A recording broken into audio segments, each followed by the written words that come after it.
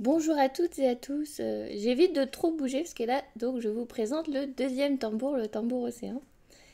Et donc celui-ci, il est fait en fait avec deux peaux, donc une au-dessus, une en dessous. Elles sont colorées aussi, il a cette particularité-là, mais je vous avais déjà montré des photos, des vidéos de ce tambour, donc vous le connaissez un petit peu. Sinon, je vous invite à remonter dans les vidéos pour regarder.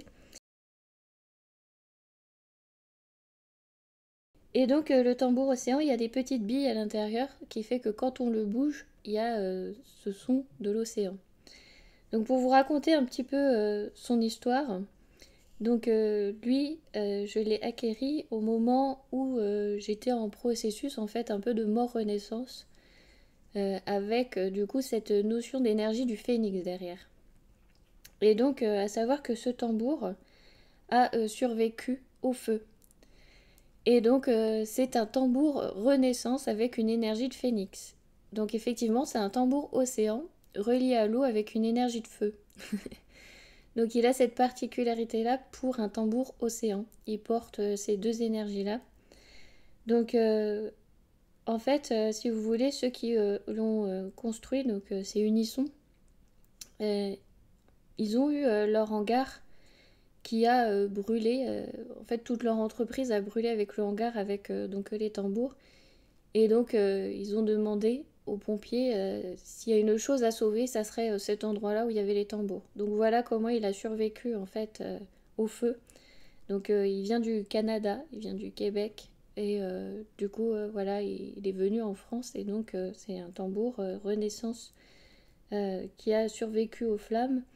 Et en plus, j'ai suivi aussi du coup un cercle de tambours avec ces deux personnes-là, donc qui font partie de Unisson, justement sur ces énergies Renaissance du Phénix, parce qu'après ils ont fait une tournée comme ça de Renaissance du Phénix, puisque eux aussi étaient dans ce processus de Renaissance, vu qu'ils ont tout perdu et qu'ils ont dû tout reconstruire. Donc voilà son histoire. Donc c'est un tambour océan avec une énergie feu. Et donc je vais en jouer un petit peu pour vous faire écouter ce son d'océan en fait, de vagues, en essayant même chose de ne pas jouer trop fort, trop près du micro, pour qu'il n'y ait pas des frises dans le son.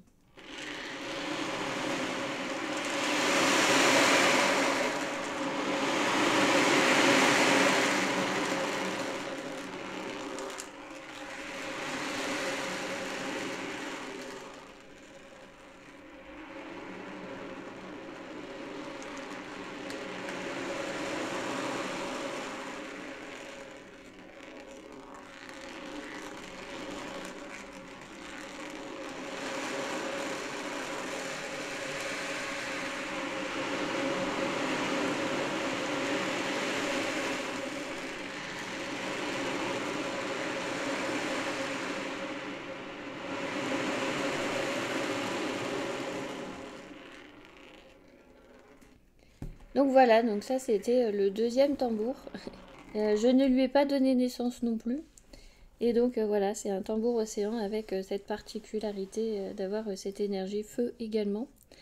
Du coup, avec lui, forcément, il n'y a pas d'apprentissage en fait de rythme, de direction, etc.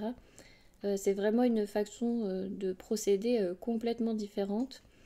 Et donc là, du coup, je n'ai pas de rythme à vous apprendre avec celui-ci. Je joue de manière intuitive, mais c'est vrai qu'il y a aussi des façons de faire pour vous relier avec lui. Et notamment, si vous êtes une femme, pour pouvoir travailler au niveau de vos menstruations, etc. Vous pouvez travailler en fait avec lui au niveau du deuxième chakra. Donc à savoir que c'est possible de faire ça avec ce genre de tambour. Donc il révèle un peu cette partie, on va dire, féminine que vous avez en vous. Donc si vous êtes un homme, vous pouvez aussi travailler au niveau du deuxième chakra avec, pour ouvrir cette partie féminine, ce côté créatif que vous avez en vous aussi. Parce qu'on est tous porteurs de ces deux énergies. Même les personnes non binaires, non genrées, sont aussi porteurs de ces énergies-là. Mais voilà, ils ont trouvé un autre équilibre par rapport à nous, où on est plutôt yin ou plutôt yang. Ils ont plutôt un autre encore équilibre. mais on est tous porteurs de ces énergies-là, donc tout le monde peut le travailler. Mais voilà, je vous invite à le faire en fait au niveau du deuxième chakra, de travailler ça en fait avec lui quand vous voulez vous relier à cet esprit du coup créatif. À savoir que quand vous travaillez avec le deuxième chakra, vous travaillez aussi avec le troisième œil. Donc forcément, quand on travaille beaucoup avec ce type de tambour, on peut avoir des effets secondaires de maux de tête, alors qu'on se dit pourtant j'ai travaillé avec le deuxième chakra, je ne comprends pas pourquoi j'ai mal à la tête. Donc voilà, je vous précise aussi qu'en travaillant comme ça sur ce deuxième chakra, sur ce côté créatif, ce côté féminin, vous stimulez aussi le troisième œil et donc ça peut vous donner des maux de tête aussi de jouer avec ce tambour-là. Ce qui peut vous paraître étonnant parce que vous n'étiez pas forcément en train de travailler cette ouverture du troisième œil et pourtant ça marche aussi. Donc voilà, donc voici ce deuxième tambour. Maintenant vous connaissez du coup le premier tambour que j'ai eu qui est un tambour que j'ai donné naissance. Le deuxième tambour que je n'ai pas construit mais qui a du coup une particularité d'avoir survécu au feu et d'être un tambour de renaissance. Et donc dans la prochaine vidéo je vous présenterai donc mon troisième tambour et donc je vous dis à bientôt dans cette prochaine vidéo.